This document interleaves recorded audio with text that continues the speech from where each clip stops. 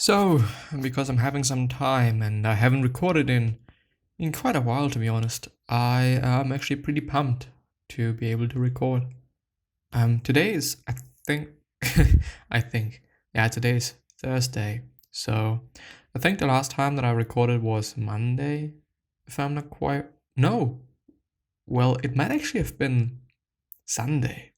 Well, yeah, I think it's been Sunday. Which is actually quite a pity, but on the other hand, it just gives me a little bit of time off from recording, and therefore it makes it also more interesting then when I have the ability and the time and the willingness and the power and the whatnot to record then.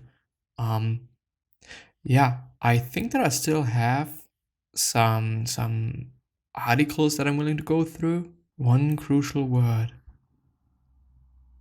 Well, yeah, there is actually one. And it is called Virtue Ethics as a Big Ten, the response to Edith or Edith Hall. Or Edith? No, it's probably not going to be Edith, it's Edith. Edith. Well, let's actually go through it. As always, the link is going to be down in the description. So if you want to check it out, please check it out.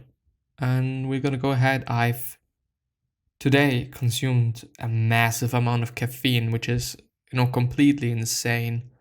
I actually feel, I feel the effects. I most often actually don't. Do I feel good anymore? Well, yeah, I do feel quite okay, to be honest. But anyway, classic Professor Edith Hall has recently published a fascinating article in Aeon entitled "Why Read Aristotle Today?"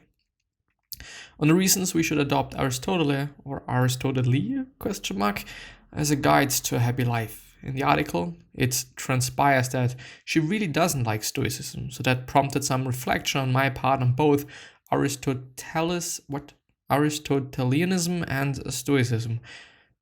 Gets really interesting, I think. Or I have a feeling. Or I am just very interested in this article now. I have adopted Stoicism as a personal philosophy of life because it spoke to me from the moment I heard of a strange thing called Stoic Week, quote unquote, and there's also a link to it. It has been only 4 years ago, really, and my life has changed, mostly for the better, and the non-mostly part isn't Stoicism's fault anyway. Several things attracted me to the philosophy, and the more I study it, the more my initial hunch is confirmed. 3 in particular: the idea of living according to nature, the practice of the 4 virtues, and the dichotomy of control. I have come to think of these elements respectively as the fundamental axiom of Stoicism, its moral compass, and its key to serenity. The fundamental axiom. To live according to nature means to take seriously human nature. Specifically, the fact that we thrive only in the context of a society and that we are capable of reason. 3 things follow. We are all members of the same human cosmopolis. Consequently, we should try to practice oikiosis, the quote-unquote appropriation of other people's concerns as if they were our own, and therefore a good human life consists in applying one's reason to improve society. These 3 points are the basis of the Stoic notion of cosmopolitanism. The moral compass, and the practice of the 4 cardinal virtues, which turn out to be among a small subset of virtues recognized cross-culturally, of practical wisdom, courage, justice, and temperance. This practice is an incredibly effective way to orient yourself in life, to prioritize what is important, and navigate even complex situations in the most ethical way. Anytime you have to make a decision, just ask yourself, is this good or evil? Which is then practical wisdom. And I'm being as courageous as the occasion requires. Am I being as courageous as the occasion requires? Am I acting justly with respect to others? Am I doing this in the right measure? You would be surprised how easy it is to figure out what the right thing to do is. With this compass in hand, whether we actually do it or not, of course, depends on the progress we have made. The key to serenity. While the primary goal of Stoicism is to live a virtuous and therefore meaningful life, the Stoics also aimed at ataraxia, i.e. tranquility of mind. Epictetus promises that we will reach this state if we internalize the basic idea of the dichotomy of control. Some things are up to us, our values, judgments, and opinions, and other things are not up to us, which is then quite everything else. Focus therefore on what is under your power and simply accept with equanimity that things sometimes go your way and that other times they don't. Again, it takes practice to get reasonably good at this. There are, of course, several things about which I disagree with the ancient Stoics, and a number of areas where the original philosophy to remain alive needs to be updated. One of these things is the idea that Stoicism is the philosophy to follow. We know from sources such as Diogenes or Diogenes, Laertius, Seneca, Epictetus, and Cicero that the Stoics engaged in fierce verbal battles with all the major Hellenistic schools, from the Epicureans to the Aristotelians to the academic skeptics. There is good evidence, discussed in the Cambridge Companion to the Stoics, that these debates influenced and over time modified the position of the various schools, including the Stoics themselves.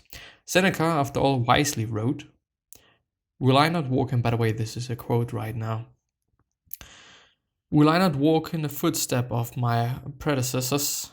I will indeed use the Asian road, but if I find another road, this is more direct. That is more direct and has fewer ups and downs. I will stake out that one.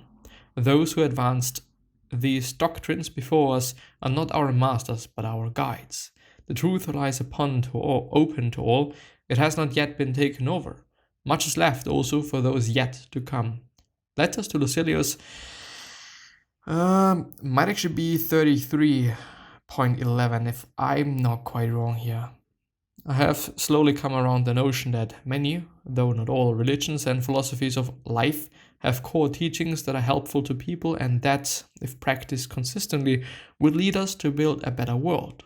I don't think it is a coincidence that there are so many similarities, not just across the Greco-Roman philosophies, but between Aristotelianism and Confucianism, as well as Stoicism, Buddhism and Taoism, not to mention Christianity. Indeed, Epictetus might have been on to something like an ecumenical philosophy when he wrote, and this is a quote once again, "For who among us doesn't assume that the good is beneficial and desirable, and that we should seek and pursue it in every circumstance?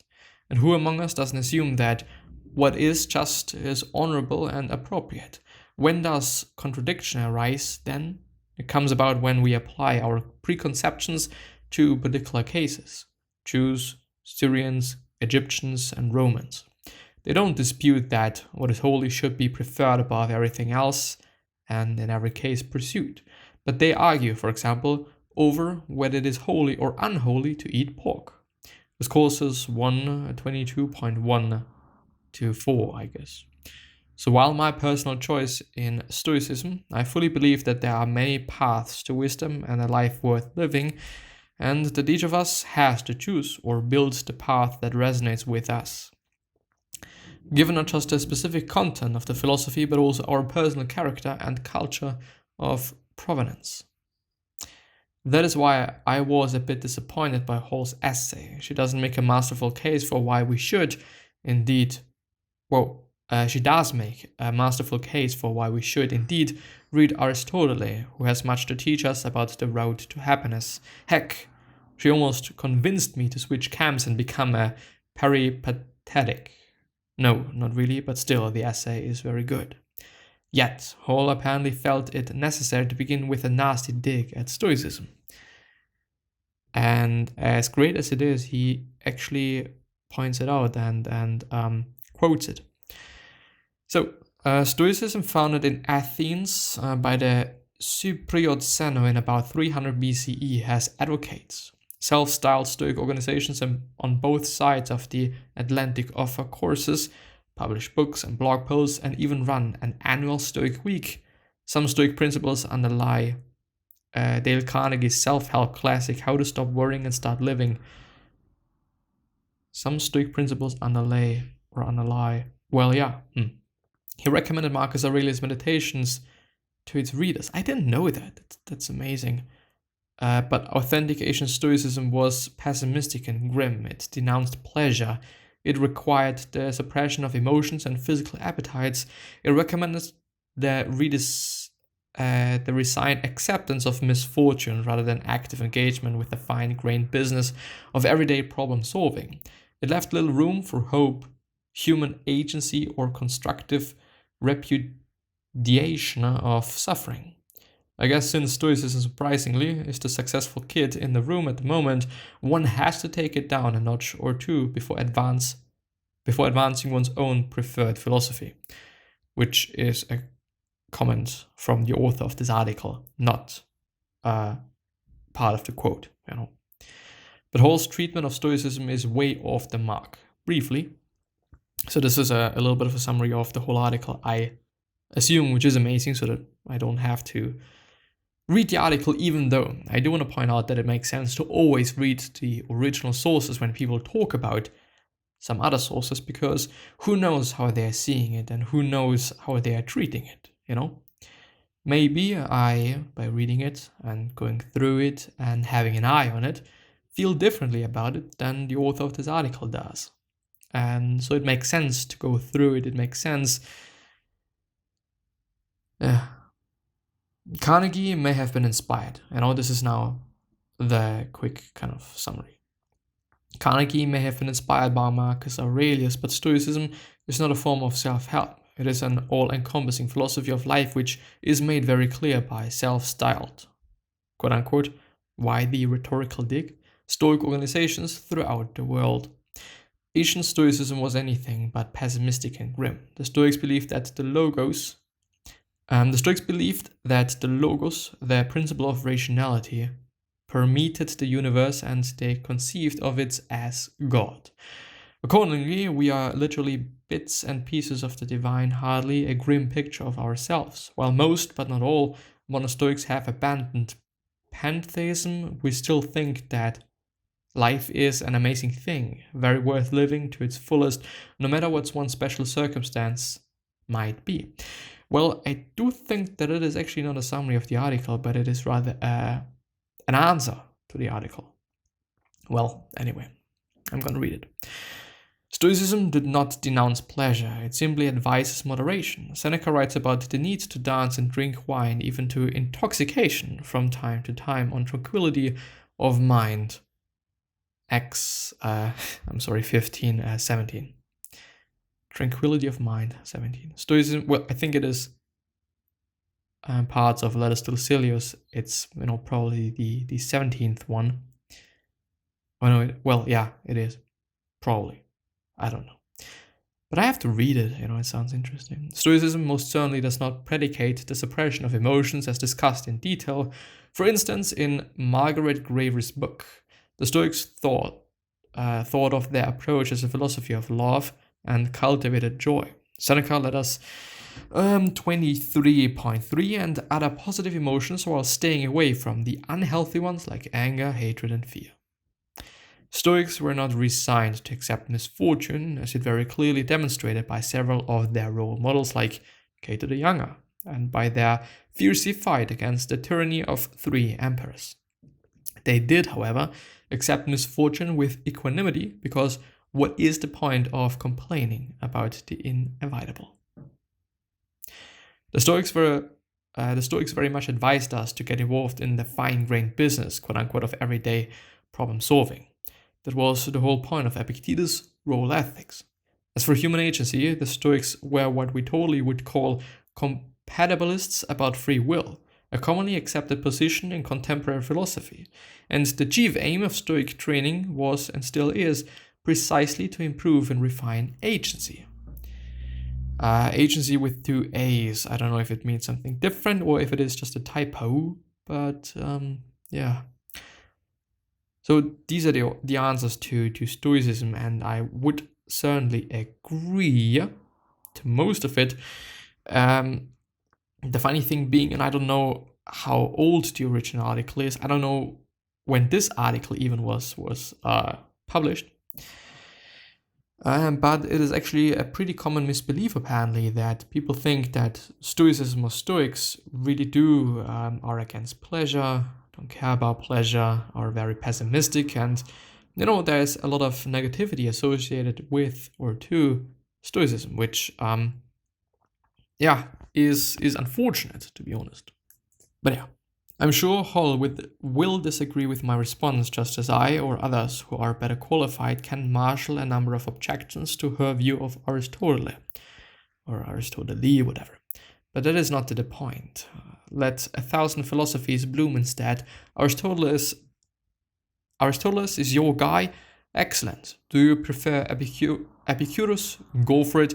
Epictetus really does it for you, as he does for me. Wonderful. Or perhaps Buddha, Confucius, Lao Tse, Jesus, and so forth. Just go for it and try to live a meaningful and ethical life. Mind you, not all philosophies or ideologies will do. There is no such thing as a good fascist or eudaimonic Nazi or Stalinist or Maoist. And some religions are cultist and rather dangerous. For example, Scientology, as he points out. Not my opinion, by the way. I just read for the most part. And if I have to say something, then I'm going to say something. If I don't say something, then I don't say something, I'm reading something and it is not necessarily my opinion. When it is my opinion and when I think in kind of the same way, then I would also point it out. I would also say it. But when I don't, I don't. I am not arguing that there are no substantive differences among the many possible legitimate alternatives. There is one reason I tend to be somewhat skeptical of eclectic approaches that mix and, quote unquote, by the way, eclectic approaches that mix and match from different traditions. But hey, if that is your cup of tea, by all means, drink it. Virtue ethics, the broad family to most Greco-Roman philosophies belong, has the potential to really change both individuals and, in bottom-up fashion, society for the better. Well, there's actually bottom-up and top-down, as I only know it as quote-unquote marketing strategies. I wouldn't necessarily call them strategies, but, for the lack of a better word, I'm gonna say it, because you probably understand what I mean then. But yeah. If more people took seriously the idea that a good life, eudaimonia, requires an ethical approach, and that such a life is possible for anyone willing to work on their character and attitudes, reflecting, at least from time to time, on why we do what we do, this would be a far better place than we have managed to make it so far. And it really wouldn't matter if you go there by the way of Aristotle or Marcus Aurelius. And well, I do want to point out, it is quite the case, and I do agree with the author of this, of the summary, not summary, but of this article, that, well, if reflecting can really help you. Reflecting can really help you to see certain things that you might not be doing in the quote unquote correct way, Even though it really depends on what the correct way is, It really depends on you and how you view things and so on and so forth. But yeah. This is actually the end of the article, by the way. I thought that it is much longer, but I think that it also took me some time, to be honest. Well, 20 minutes. It's actually perfect, perfectly timed. I think it is an interesting article and a pretty good article. Thing is, or the problem that I'm in general having with, by the way, this entry was posted in Critics of Stoicism on June 11th, 2018. Just to point that out.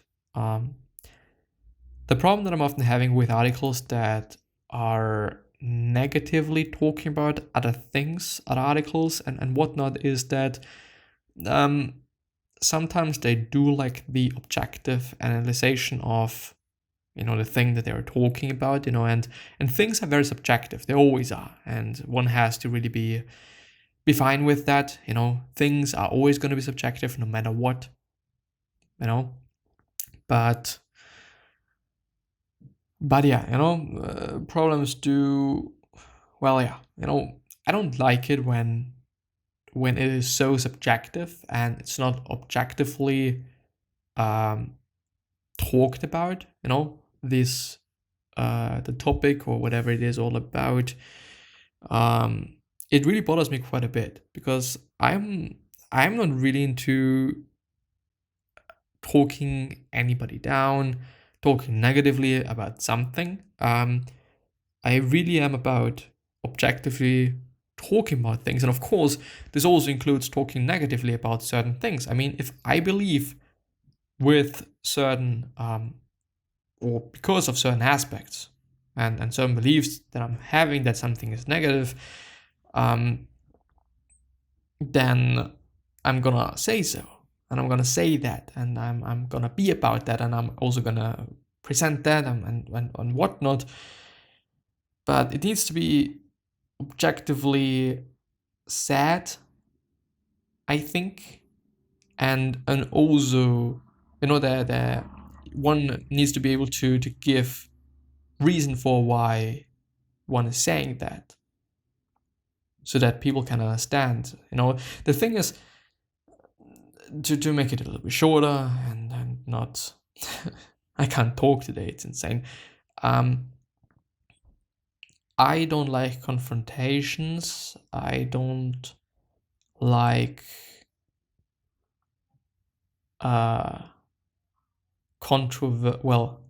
controversy. Yeah. Anyway, I wish you the best. See you soon. Bye bye.